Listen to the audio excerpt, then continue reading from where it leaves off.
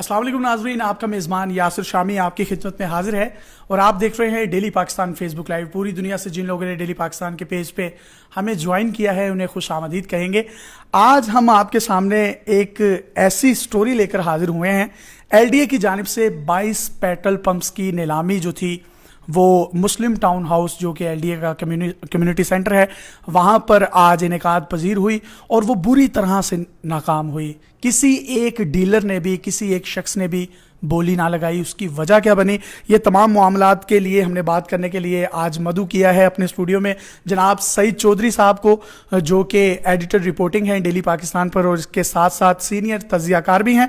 इनसे पूछेंगे कि ये तमाम मामलात की वजह क्या बनी। और उससे पहले इनकी तरफ बढ़ने से पहले आपको बताता चलूँ कि ये 22 पेट्रोल पंप्स लाहौर की मुख्तलिफ प्राइम लोकेशंस पर मौजूद थे और ये जो था ये ऐड दिया गया था LDA की जानिब से, जिसमें गार्डर टाउन के 2 पंप्स थे, इकबाल टाउन के 7 पंप्स थे और जौहर टाउन के जो थे वो 5 पंप्स थे। इसके अलावा गुलशन रावी के 2 पंप्स थे और टाउनशिप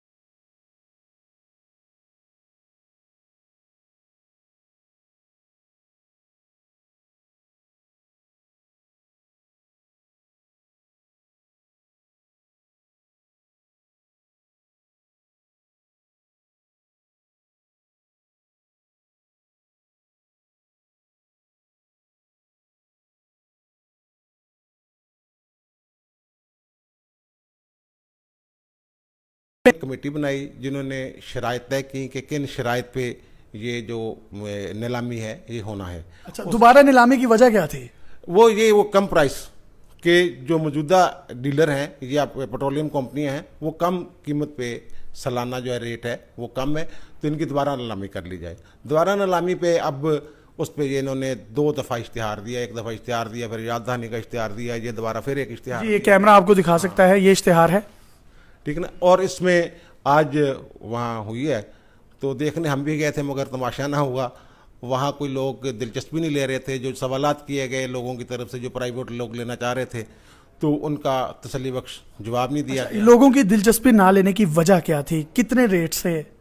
इसकी जो मेन वजह थी ना, वो जो वहाँ जो कम से कम जो साइट थी जिसका सबसे कम रेट, जहाँ ग्राहक जाते ही नहीं, जिनकी वो 3000 लीटर सेल है, उसकी प्राइस 400 करोड़ रुपए पर ईयर थी।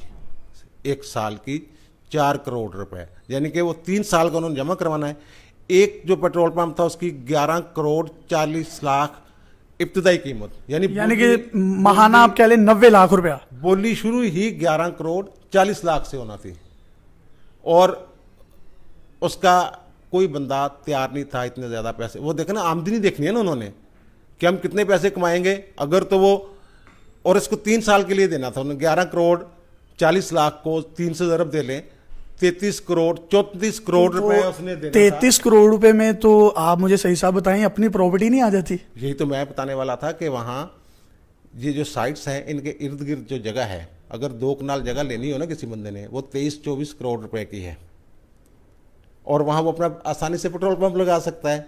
बजाय इसके कि ये जो इन्होंने कर दिया कि आप 33-34 करोड़ रुपए जमा करवाएं 3 साल का और अगले साल 25% फिर इजाफा हर लीज पे, 3 और 9 साल से ज़्यादा आप रख नहीं सकते। 9 साल बंदा कितना बड़ा सेटअप कायम करता है और वो कोई प्रॉफिट भी नहीं ले सकता उसमें से, बल्कि अपने पल्ले से कौन देगा? तो लॉस में तो कोई भी नहीं जाएगा। तो जब ये बिड की नाकामी हुई तो अब सुप्रीम कोर्ट क्या करेगी? अब LDA जाएगा उनके पास, सुप्रीम कोर्ट के पास? हाँ, पहले मैं ये थोड़ा सा बता दूं कि जो सुप्रीम कोर्ट है ना, उसका जो हुक्म है वो ये है कि ये उन्होंने जब दिया था कि 15 दिन के अंदर अंदर ये बोली करेंगे इसकी।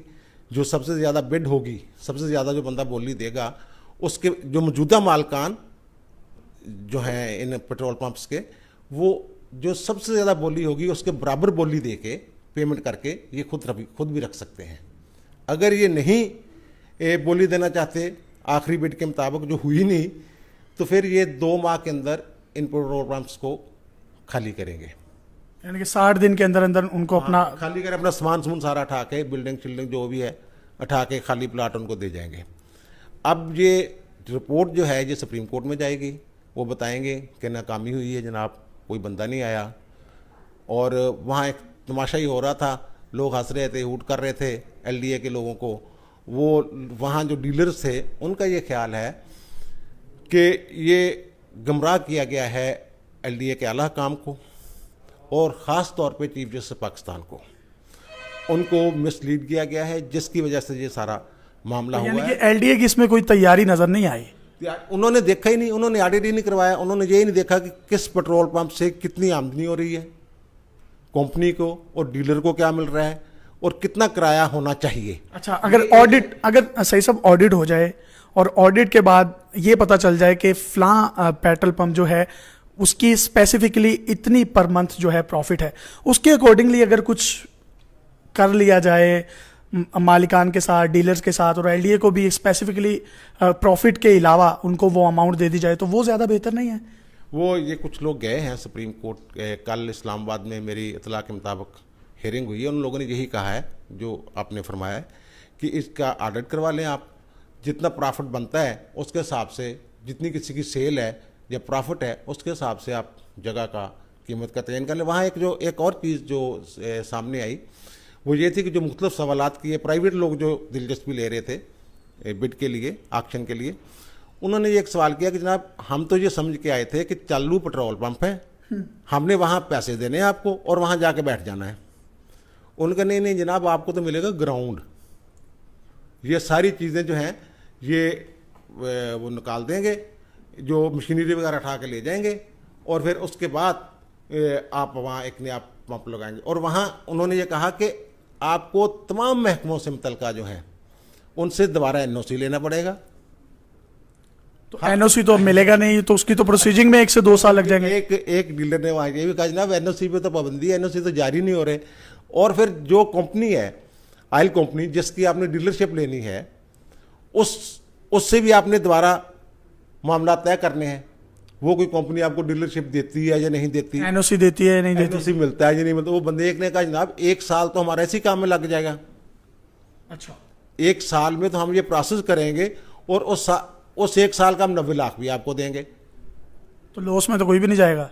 तो उसमें किसकी ये ख्वाहिश होगी कि वहाँ। अच्छा, वैसे ये इन पेट्रोल पंप्स का जो है ये मंथली प्रॉफिट है कितना, जो ये 90 लाख मांग रहे हैं? ये कोई 5 करोड़ मंथली कमा रहे हैं? नो सर वो जो मंथली है ना, जो सबसे ज़्यादा चलने वाला पंप है मेरी इतला के मुताबिक, वो कंपनी का प्रॉफिट मिला के 18 से 20 लाख है। तो ये 90 लाख रुपया वो कहाँ से देगा? के हिस्से में तो बेचारे के 7-8 लाख आता है मंथली अखराजात भी उसमें से करने उसने। और ये 11 करोड़ सालाना मांग रहे हैं। ये 11 करोड़ 40 लाख रुपए, और वो 1 करोड़ रुपया सालाना नहीं बन रहा उसका प्रॉफिट। 1 करोड़ भी नहीं बनता, चलो 1 करोड़ ही बन जाए वो मकूल। वहाँ एक यहाँ लिबर्टी में एक पेट्रोल पंप था, उन्होंने वो गिरा के वहाँ बना दिया है पार्किंग गाड़ियों की। असूली तौर पे जो जगह जिस चीज़ के लिए मुख्तस हो जाए उसमें तब्दीली नहीं की जा सकती। मुझे नहीं पता किस कानून के तहत इन्होंने पेट्रोल पंप की जगह पे कार पार्किंग बना दी है। पेट्रोल पंप को मिसमार किया गया, वो ये पुरानी बात है, लेकिन वहाँ चल रहा है वो 10 लाख महाना भी नहीं दे रहा। पार्किंग एरिया 10 लाख महाना भी नहीं दे रहा। कई दफ़ा ठेकेदार आया भाग गया है, और उस जगह पे उतनी ही जगह पे 10 करोड़ 70 लाख रुपए मांग रहे हैं 1 साल का। और एक पेट्रोल पंप जो कायदे-ए-आज़म टाउन में है उसके कहते हैं 11 करोड़ 40 लाख रुपए दें, जबकि उसकी सेल बेचारे की जो है वो मुश्किल पूरी हो रही है उसकी। जी, सही साहब के कहने का सादा लफ्जों में मतलब ये है कि एक वहां पे ऑलरेडी पेट्रोल पंप था, पुरानी बात है, जिसको मिसमार किया गया और वहां पर एक पार्किंग प्लाजा जो है वो बना दिया गया। वो मंथली उनको 10 लाख रुपया भी नहीं दे रहा, ठेकेदार भाग जाता है। और लेकिन एलडीए के अफसरान की नाअहली ये है कि ऐसी ऑडिट रिपोर्ट सुप्रीम कोर्ट में पेश की और कोर्ट को गुमराह किया गया, और वहां से 11 करोड़ रुपया मांग रहे हैं, जहां से 10 लाख रुपया आपको नहीं मिल रहा, आप 11 करोड़ रुपया सालाना कैसे निकाल सकते हैं, जो कि 90 लाख रुपया तकरीबन महीने का बनता है। मैं ठीक कह रहा हूं? इन्होंने ऑडिट तो करवाया ही नहीं। अगर ऑडिट करवा लेते तो मकूल कीमतें रखते। ये तो एक सीधा साधा कानून है। तो ये अफसरान की नाअहली है। अनरीजनेबल जो भी एक्ट होगा ना, अनरीजनेबल जो भी एक्ट होगा, कोई कानून होगा, उसको सेटिसाइड कर सकती है अदालत।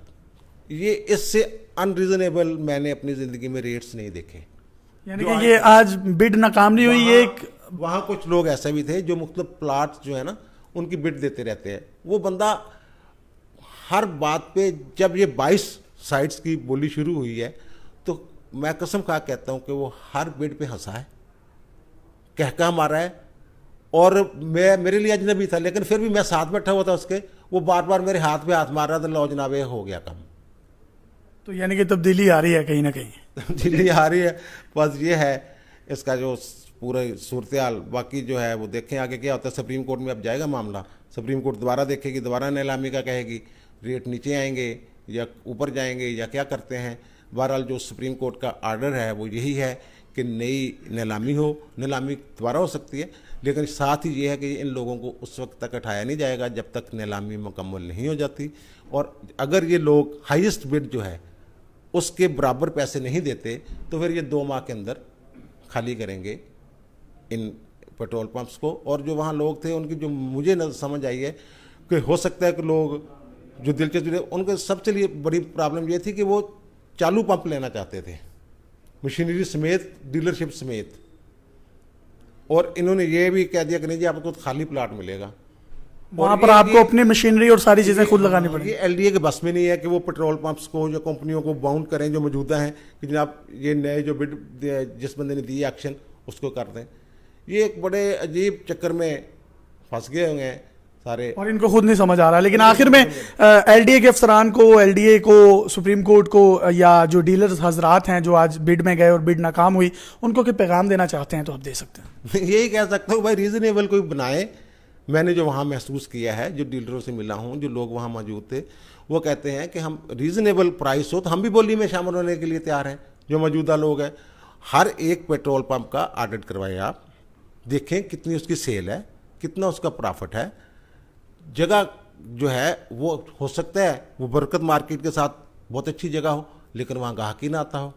तो ये पूरी स्टोरी का लुबे लुबाब मुझे वो पंजाबी के एक मुहावरे पे उसको इख्तिताम पजीर करूंगा कि फिर मैं ना ही समझा, फिलहाल तो नहीं समझो तो जनाब। तो ठीक है, ये आपको मजीद मालूमात भी इससे रिलेटेड देते रहेंगे।